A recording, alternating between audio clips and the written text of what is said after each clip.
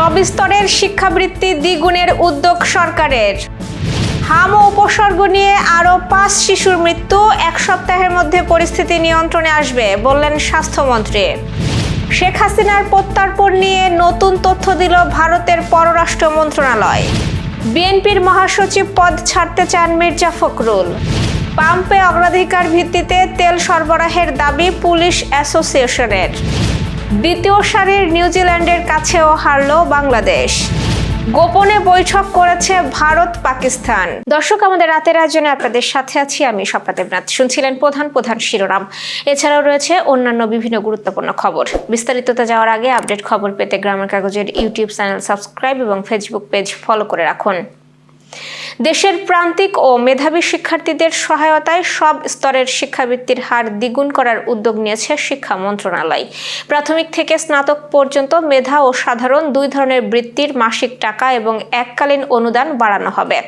দীর্ঘ 10 বছর পর এই উদ্যোগ বাস্তবায়িত হলে সরকারের ব্যয় প্রায় দ্বিগুণ হয়ে 368 কোটি টাকায় পৌঁছাবে। ইতোমধ্যে মাধ্যমিক ও উচ্চশিক্ষা অধিদপ্তরকে পূর্ণাঙ্গ প্রস্তাব দিতে বলা হয়েছে। কর্তৃপক্ষ জানিয়েছে, মূল্যস্ফীতির সঙ্গে সামঞ্জস্য রেখে এই সিদ্ধান্ত নেওয়া হয়েছে, যা শিক্ষার্থীদের ঝরে পড়া কমাবে এবং উচ্চশিক্ষায় উৎসাহ বাড়াবে। বর্তমানে দেশে প্রায় 1,69,000 শিক্ষার্থী বৃত্তি পাচ্ছে। নীতিগত অনুমোদন ও বাজেট বরাদ্দ পেলেই দ্রুত এই সিদ্ধান্ত কার্যকর করা হবে। দেশে হাম ও হামের উপসর্গ নিয়ে 24 ঘন্টায় আরও 5 শিশুর মৃত্যু হয়েছে। এর মধ্যে 3 শিশুর হাম মৃত্যুর বিষয়টি নিশ্চিত করেছে স্বাস্থ্য অধিদপ্তর। বাকি 2 শিশু হামের উপসর্গ নিয়ে মারা গেছে। আজ শুক্রবার স্বাস্থ্য অধিদপ্তরের হাম বিষয়ক হালনাগাদ প্রতিবেদনে এই তথ্য জানানো হয়েছে। এই হিসাব 16 এপ্রিল সকাল 8টা থেকে আজ 17 এপ্রিল সকাল 8টা পর্যন্ত সময়ের।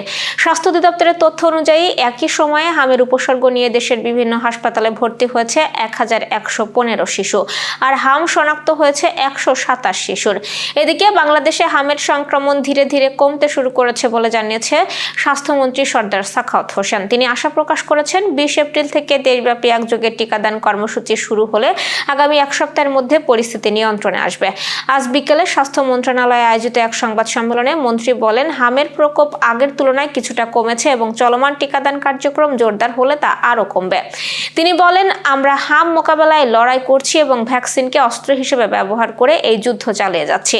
টিকার ঘাটতি নিয়ে গণমাধ্যমে প্রকাশিত খবরকে ভিত্তিহীন উল্লেখ করে মন্ত্রী বলেন, দেশে কোনো ধরনের টিকার সংকট নেই। তার দাবি, বিদ্যমান মজুদ দিয়ে আগামী জুন পর্যন্ত নির্বিঘ্নে টিকাদান কার্যক্রম চালানো সম্ভব হবে। বাংলাদেশের সাবেক প্রধানমন্ত্রী শেখ হাসিনাকে দেশে ফেরানোর অনুরোধ খতিয়ে দেখছে ভারত। দেশটির পররাষ্ট্র মন্ত্রণালয়ের মুখপাত্র রণধীর জয়সওয়াল এ তথ্য জানিয়েছেন। দিল্লিতে এক সংবাদ সম্মেলনে তিনি বলেন, বাংলাদেশের বিচারিক ও অভ্যন্তরীণ আইনি প্রক্রিয়ার অংশ হিসেবে আসা এই অনুরোধটি বর্তমানে পর্যালোচনায় রয়েছে। ভারত জানিয়েছে, বিষয়টি নিয়ে সব পক্ষের সঙ্গে গঠনমূলক আলোচনা চলছে এবং বাংলাদেশের সাম্প্রতিক পরিস্থিতি নিবিড়ভাবে পর্যবেক্ষণ করা হচ্ছে। একই সঙ্গে ভারত নতুন সরকারের সঙ্গে কাজ করার আগ্রহ এবং দ্বিপাক্ষিক সম্পর্ক আরও জোরদারের প্রতিশ্রুতি পুনর্ব্যক্ত করেছে। শিগগিরই 2 দেশের মধ্যে আনুষ্ঠানিক বৈঠক অনুষ্ঠিত হওয়ার আশাও প্রকাশ করা হয়েছে।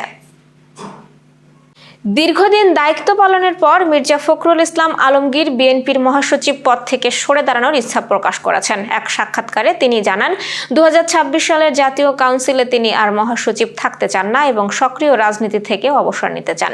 বার্ধক্যজনিত অসুস্থতা ও দীর্ঘ রাজনৈতিক জীবনের ক্লান্তিকেই তিনি এই সিদ্ধান্তের কারণ হিসেবে উল্লেখ করেন। তিনি বলেন, নতুন নেতৃত্বের হাতে দায়িত্ব তুলে দেওয়ার সময় এসেছে, তবে কাউন্সিল পর্যন্ত তিনি দায়িত্ব পালন করবেন।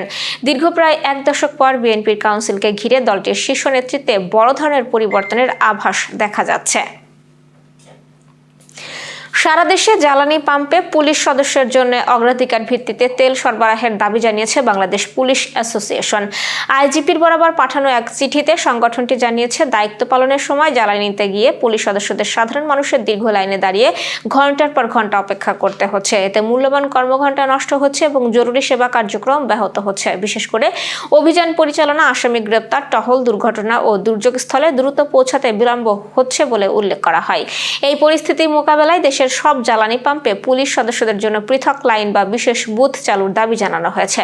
সংগঠনটির মতে, এই ব্যবস্থা চালু হলে আইন শৃঙ্খলা রক্ষা কার্যক্রমে গতি আসবে এবং জনসেবা আরও কার্যকর হবে। খেলার সংবাদ।